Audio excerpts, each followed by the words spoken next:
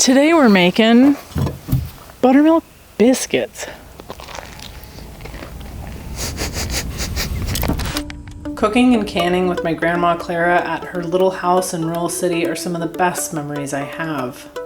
And now, I'm on a mission to preserve local food systems and traditions. By combining my lifetime of professional culinary and farming experience with generations of knowledge to bring you a fountain of skills and recipes to sustain and pass down. We're getting to the very bottom of food from the ground up, so I hope you'll join us.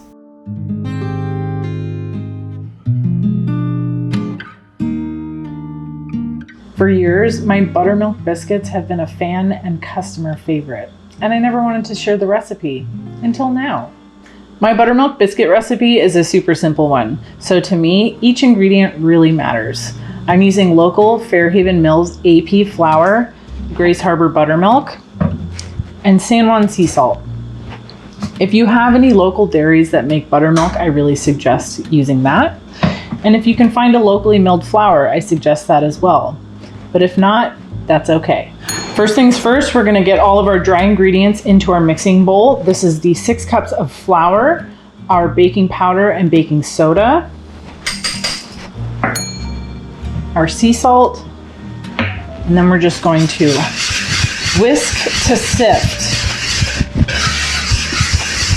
Here we have 12 ounces of frozen butter, which is equal to 3 sticks, and all we're gonna do is run it on the large side of a cheese grater.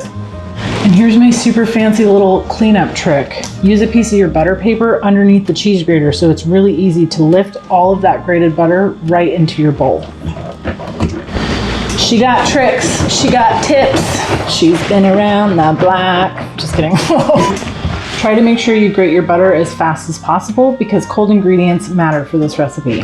Once we get down to these little end bits of the butter, you can just go ahead and finely chop them with a knife instead of grating your knuckles off. That butter is definitely still frozen. That's good. Now we're just going to take our grater full of butter and get all of that in the bowl. And the fact that it's kind of chunked up a little bit is a good thing. You'll see why in a bit. Now we're going to quickly toss our frozen grated butter with our dry ingredient mixture. We don't want to do this for too long because your hands will heat up the ingredients.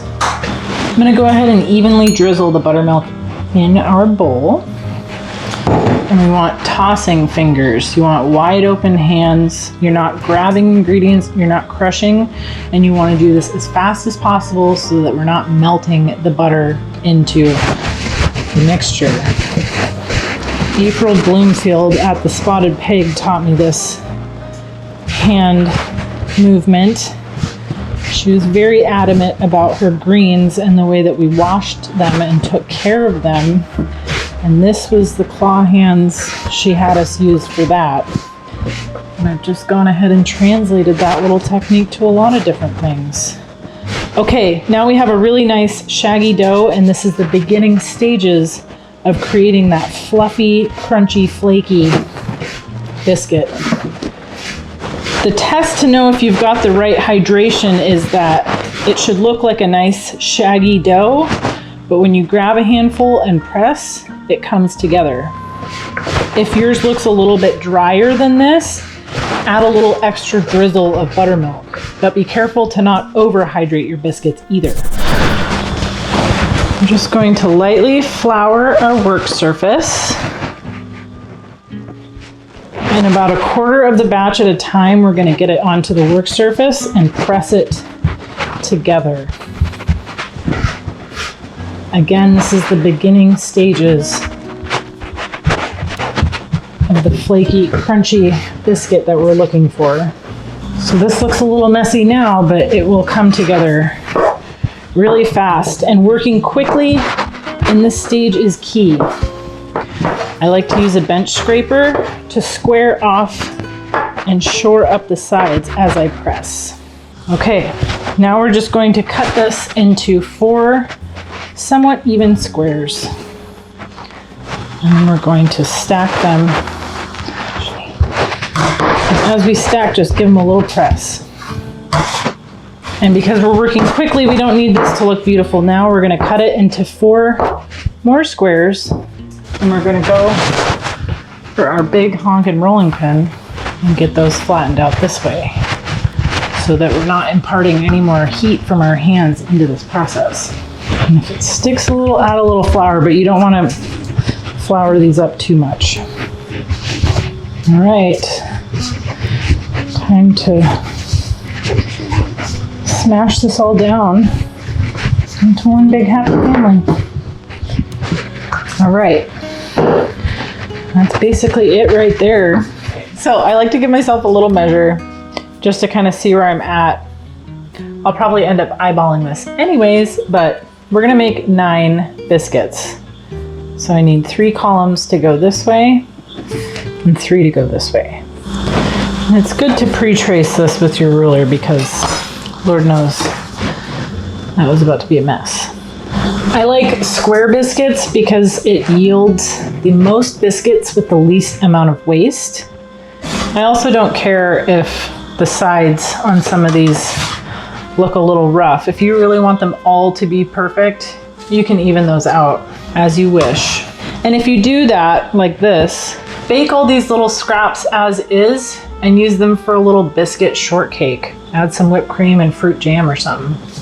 We don't like to waste around here, that's a theme.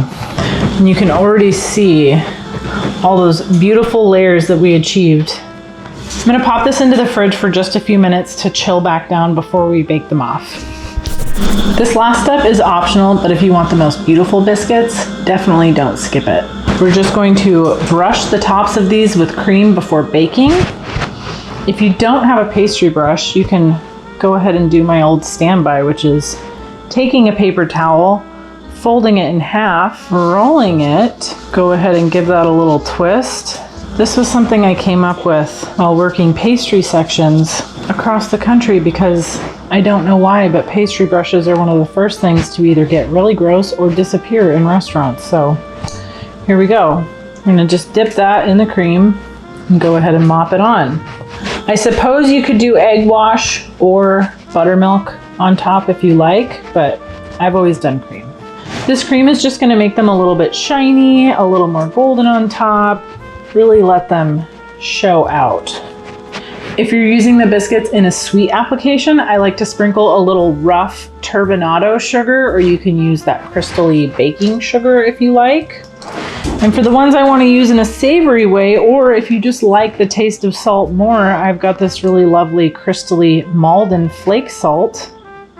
And give those a little sprinkle. Now we're ready to bake these. Our oven has been preheating at 375 during this entire process. A nice hot oven is really crucial to get the lift in these biscuits. I'm gonna set the initial timer for about 10 minutes and that's when we're going to rotate them. Oh yes, that's what I'm talking about.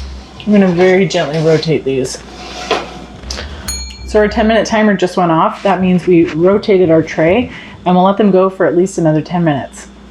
All right, let's give these little bad boys a check. Oh yeah, those bottoms are toasty, so to me, they're done. Oh yeah, look at the crust on these. These biscuits are tall, they're flaky, and they're so delicious. They're perfect for making sandwiches, biscuits and gravy, or however you like your biscuits. Oh my gosh, these are great. These are exactly what I wanted.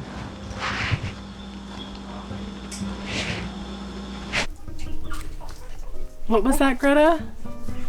You want them to like and subscribe?